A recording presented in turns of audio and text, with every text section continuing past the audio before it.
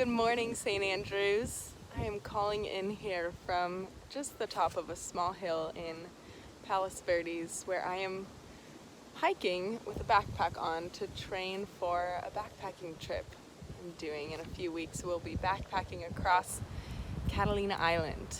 Now, it's been a while since I've done a backpacking trip, but it is something that I did quite a bit in high school. And one thing that I remember distinctly from these trips was by the second or third day, my body wasn't quite used to all of the hiking with all of the weight, and my legs would just be fried, and every step was excruciating and painful and slow until about the fourth or fifth day in. I would get used to it and renew that energy. But in those first couple of days, while I was experiencing that pain and that sluggishness, I just remember finding ways to distract myself. My way of coping with that pain was to think of the meals I would eat when I would get home, the In-N-Out maybe waiting for me, the hot baths, the things that were not present to me at that moment, but that were my escape for when I got back. And that's what would sustain me through the pain and keep me going in those footsteps. So here's hoping I'll be a little bit better prepared for this trip in a few weeks. But this morning we're going to look at a passage from Mark, and we're in this part of the account of Jesus' crucifixion and then resurrection. We're in that part where it is slow and it is excruciating. And I'm going to read to you the couple of verses that we're focusing on today from Mark 15, verses 22 and 23. And they brought him to the place called Golgotha, which means the place of a skull. And they offered him wine mingled with myrrh, but he did not take it.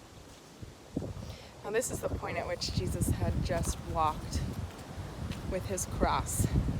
Those excruciating, painful steps.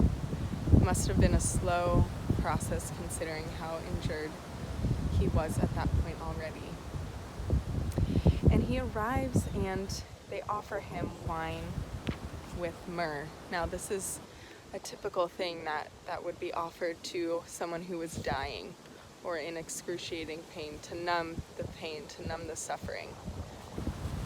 And Jesus refuses that wine, the narcotic. And what Walter Wangren, whose book we've been going through a bit in this season, what he says about this moment is quite profound and powerful on Jesus' choice to not take that wine.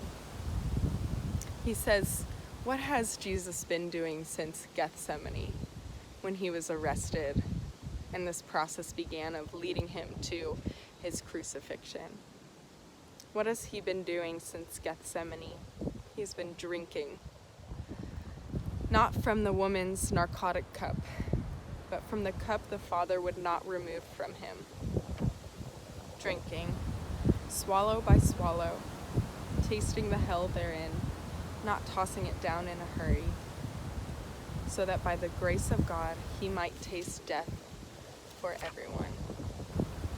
This reminds me of those times when I am hiking and I'm in that excruciating pain.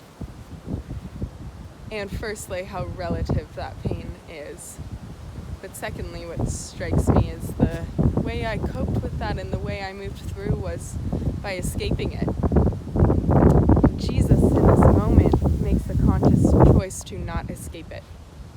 Makes a conscious choice to stay present and aware to the pain and the suffering of the crucifixion. And that is the power of him stepping willingly into that place on the cross.